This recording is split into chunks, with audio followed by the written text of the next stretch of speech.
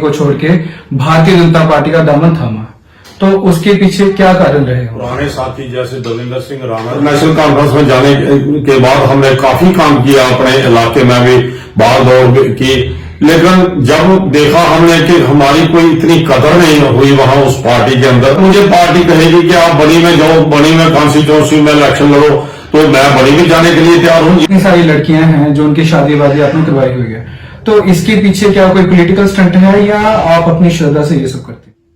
नमस्कार, आप जुड़ चुके हैं द टाइपराइटर से और मैं रोहन चौधरी। आज हम जिस शख्स से आपको मिलाने जा रहे हैं उन्हें प्रोडक्शन की जरूरत नहीं है। हमारे एक्स मिनिस्टर रह चुके हैं श्री प्रेम सागर अजीत जी। तो स्वागत है आपका हमारे चैनल में। धन्यवाद रोहन जी। तो मेरा सबसे पहला क्वेश्चन आपसे ये रहेगा कि आपके पास बहुत पुराना एक्सपीरियंस है राजनीति का, तो फिर भी आपने अपनी एनसी पार्टी को छोड़ के भारतीय जनता पार्टी का दामन थामा, तो उसके पीछे क्या कारण रहे होंगे?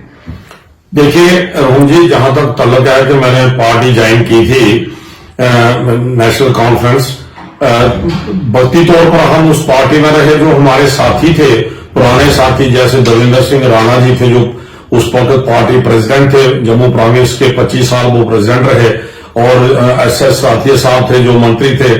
तो हमारी इनके साथ दोस्ती थी, साथ था हमारा इनके साथ, तो हम इनके माध्यम से जो है वो नेशनल कॉन्फ्रेंस में चले गए, और नेशनल कॉन्फ्रेंस में जाने के बाद हमने काफी काम किया, अपने इलाके में भी बाहर दौड़ की, लेकिन जब देखा हमने कि हमारी कोई इतनी कदर नहीं हुई वहां उस पार्टी के अंदर, तो और हमारे जो सीनियर लीडर थे, मेरे से सीनियर थे, इन्होंने पार्टी को जो अलविदा कहा, जो छोड़ दी पार्टी, तो फिर नेचुरली तौर पर मुझे भी इनके साथ बाहर आना पड़ा, और फिर आने के बाद मैंने बीजेपी ज्वाइन कर ली, जैसे मेरे साथियों ने ज्वाइन की।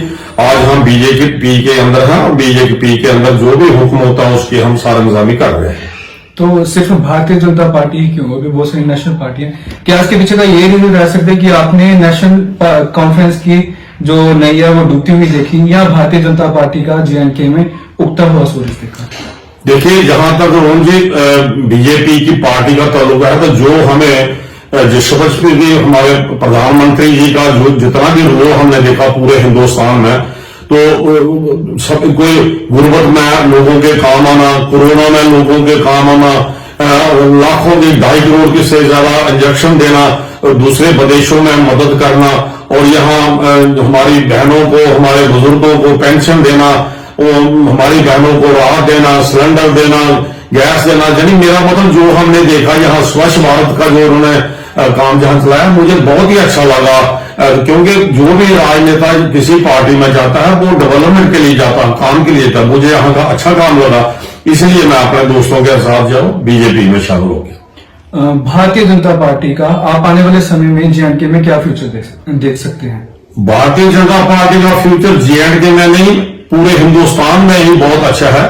कल मैं ओपिनियन पोल देख रहा था हिमाचल का और गुजरात का, तो ऐसे लग रहा था जैसे गुजरात में पहले से भी ज्यादा ये जो है वो सीटें ले जाएंगी बीजेपी, और हिमाचल में भी ये बता रहे थे कोई 45 के करीब जो सीटें ले जाएंगी आउट ऑफ 68। तो मुझे लगता है कि पूरे भारतवर्ष में इसका, जहां तक जम्मू कश्मीर का सवाल था, पहले तो लोग कुछ दूसरी कम्युनिटी जो वो ऐसी नजर से देखती थी बीजेपी को, लेकिन आज कश्मीर के अंदर देखो वहां ऐसा फूल खिला है बीजेपी का कि हर बशर जो है वो बीजेपी कर रहा है वहां।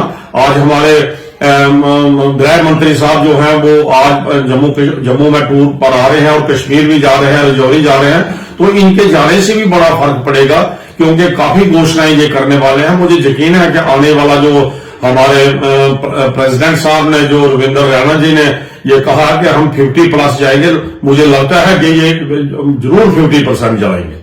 मेरा आपसे एक पर्सनल क्वेश्चन है कि जैसे हम बिसोली में देखते हैं बहुत सारे जो मंदिर है वहां पे कंस्ट्रक्शन में अपने पर्सनल पैसे लगाते हैं, और कितनी सारी लड़कियां हैं जो उनकी शादी वादी आपने करवाई हुई है, तो इसके पीछे क्या कोई पॉलिटिकल स्टंट है या आप अपनी श्रद्धा से ये सब करते हैं?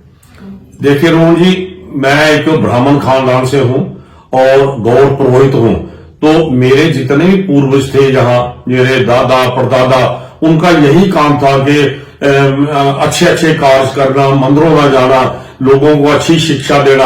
तो हम वैद खानदान से थे, तो वैद खानदान जो था हमारा वो राजों महाराजों से भी जुड़ा हुआ था बसोली में।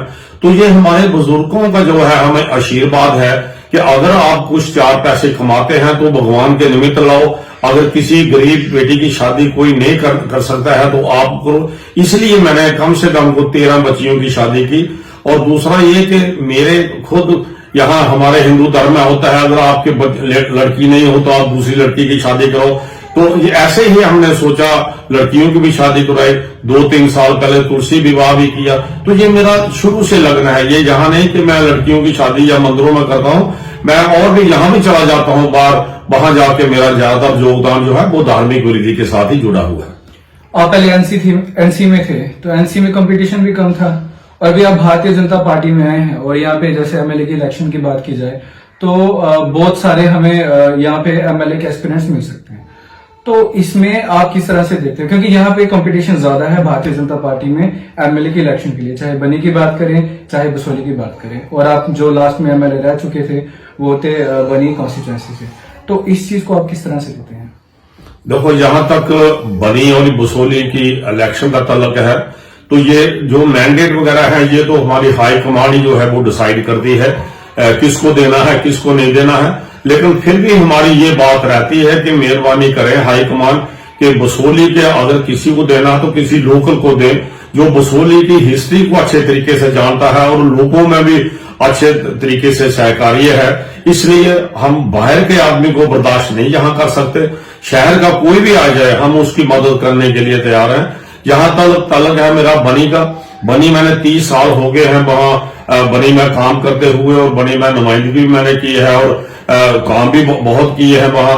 अगर मुझे पार्टी कहेगी कि आप बनी में जाओ, बनी में कॉन्स्टिट्यूंसी में इलेक्शन लड़ो, तो मैं बनी में जाने के लिए तैयार हूं। ये पार्टी पर निर्भर करता है, जहां पार्टी हुक्म करेगी हम उनका जो है वो सर अंजाम देंगे।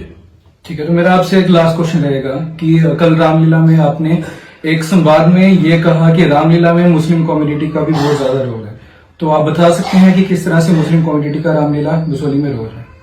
देखिए, जो हमारे 111 साल पुरानी रामलीला बसोली की चल रही है उसमें आपने देखा ही है कि जो हमारे पूर्वज थे, हमारे बुजुर्ग थे, उन्होंने अपना बड़ा योगदान देकर ये इस रामलीला को सींचा है बसोली में। और ये ऐसी परंपरा थी बसोली की कि हमारे जो आने वाले पीढ़ी है, जो हमारे बच्चे हैं, वो बड़े अच्छे तरीके से रोल कर रहे हैं। और कल भी आपने देखा होगा कि कितना अच्छा रोल हमारे बच्चों ने यहाँ किया। तो इसलिए हमने कल ये बात इसलिए कही थी क्योंकि बसोली की रामलीला जो आपने देखा ही होगा कि 4-5 साल पहले यहाँ पूरे हिंदुस्तान में जब इन्होंने सर्वे किया था पूरे मीडिया ने, तो इन्होंने बसोली की रामलीला को फर्स्ट प्राइज दिया था। उस वक्त मैं प्रेसिडेंट यहाँ था, मुझे भी बड़ी खुशी हुई कि मेरे टाइम में फर्स्ट प्राइज जो है वो रामलीला बसोली को मिला है। और हिंदुस्तान में रामलीला बसोली 1 नंबर पे जो है वो रही है। उसके बाद कहीं भी आज तक ऐसा हमने नहीं सुना है। तो इसलिए यहाँ रामलीला में विशेषताएं ये है कि यहाँ जितनी भी कम्युनिटी हैं, सारी कम्युनिटियां इकट्ठा होकर यहाँ काम करते हैं। यहाँ ये नहीं है कि सिर्फ ब्राह्मणी ही करेगा, राजपूत करेगा, क्षत्रिय करेगा या कोई और कम्युनिटी का करेगा। यहाँ आपने स्टेज पर देखा है, यहाँ मॉडर्न भी काम करते हैं, यहाँ हरिजन भी काम करते हैं, यहाँ सभी कम्युनिटियां काम करते हैं। ये एक रामलीला बसोली की गुलदस्ते की जानब है। ये जैसे फूलों से गुलदस्ता सिंचा हुआ होता है, जैसे रामलीला बसोली की है।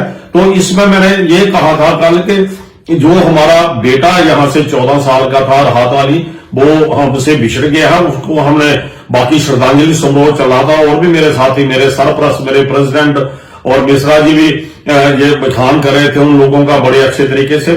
मैंने राहत अली के बारे में कहा था, और ये भी कहा था कि वो बच्चा बड़ा अच्छा काम करता है। कभी रावण दरबार में मंत्री बनता था, कभी हनुमान में बनता था। और आज ये नहीं कि वही बच्चा करता था। यहाँ हमारे तारक हुसैन जी हैं, जो अभी आप दिखेंगे कल जो है वो बरसी लगेगी जब रावण उसको लक्ष्मण जी को, तो वो बैठ का काम करते हैं। यहाँ बैठ बन के जाते हैं और लोगों को बहुत अच्छा तरीका से उनको जो है वो अपना तरीकाकार दिखाते हैं उसका। तो उसमें लोग बड़े मुतासर होते हैं यहाँ, क्योंकि ये काम कर रहे हैं। उसमें जो फिजिकली काम करने वाले हैं वो हमारे बच्चे हैं। जैसे बिल्लू का नाम लिया मैंने कल, बिल्लू से बोलते हैं, तसद्दुक हुसैन नाम है उसका। और यहाँ अफजल जी हैं, जो अफजल जी जहाँ जो हमारे रावण दहन होता है तो सभी के वो मोगटा और जितने हैं कपड़े बनाते हैं, तो वो बिल्कुल कोई पैसा नहीं लेता है। ऐसे ये जो हमारे लोग हैं काम कर रहे हैं यहाँ, तो हमें बड़ी खुशी होती है। और मैं समझता हूँ कि बसोली की रामलीला में ये फर्स्ट ही रामलीला होगी जहां हमारी सभी कम्युनिटी जो इकट्ठे होकर काम कर रही हैं, और रामलीला जो है हमारी बसोली की जो है अग्रसर हुई है, इसलिए हमें उसका जो है वो इनाम जो है वो मिला है। आपके अनुसार की बसोली किन किन चीजों से इतनी पिछड़ी रह चुकी है, और आपके आइडिया से आने वाले समय में अगर भारतीय जनता पार्टी यहाँ पे पावर में आती है या एमएलए भारतीय जनता पार्टी का बसोली में बनता है, तो बसोली में क्या क्या डेवलपमेंट देखने को मिल सकती है? देखिए, जहां तक इस वक्त तो जो है हमारा गवर्नर रूल चल रहा है, ब्यूरोक्रेसी चल रही है। ब्यूरोक्रेसी में तो लोगों के काम होते नहीं है, लोग बड़े परेशान होते हैं, लोग हमारे पास आते हैं, दूसरे नेताओं के पास जाते हैं, लेकिन जो ब्यूरोक्रेट लोग हैं वो किसी की बात नहीं सुनते हैं, वो अपनी मर्जी से करते हैं। और तो इसलिए ये लोगों को ये एक राहत मिलती है जब अपना लोकल एमएलए आ जाए, कि बसोली का आ जाए, चाहे बनी में हो, कठुआ में हो, तो ये नेचुरली तौर पर आपको भी जानता है, ये आप कौन है, दूसरे को भी जानता है, उसकी मुसीबत को भी जानता है। इसलिए वो मुसीबतों से जितने भी लोग भरे हुए होते हैं, वो सारा का अजाला करने के लिए लोकल आदमी जो होता है वो सबसे बेहतरीन होता है। और आपने कहा कि यहाँ आ जाएगी बीजेपी, आएगी नहीं बीजेपी, तो आप 100% लिख लो कि हमारा डिस्ट्रिक्ट कठुआ में 6 की 6 सीटें आपकी बीजेपी को दामन में जाने वाली है ये। और यहां भी हमारा जो भी आएगा, हमारा नौजवान बसोली लोकल का, हम उसके साथ जो है वो कंधा से कंधा मिलाकर काम करेंगे, और जितने भी लोगों के जो काम होंगे वो भी पूरे करेंगे। और जो हम यहाँ की डेवलपमेंट बकाया रह गई है बसोली के, जो हम देख रहे हैं, आप भी देख रहे हैं, वो हम इकट्ठे बैठ के सभी से सलाह मशवरा करके, और सभी भाई जो भी हमारा नुमाइंदा आएगा उनसे बात करके हम जो है उसका भी उजाला करेंगे। अपना समय देने के लिए धन्यवाद। आपका बहुत बहुत शुक्रिया रोहन जी, जो आपने मुझे अपने इस चैनल में जो है, आप चैनल के माध्यम से जो है जो मेरी भी बात जो है लोगों तक पहुंचाने की कोशिश। और मुझे खुशी है कि आपका चैनल जो है वो जम्मू में तो चलता है, लेकिन कश्मीर में बहुत ज्यादा चलता है, इसलिए मुझे बहुत खुशी है कि आपने मुझे वक्त दिया। आपका धन्यवाद।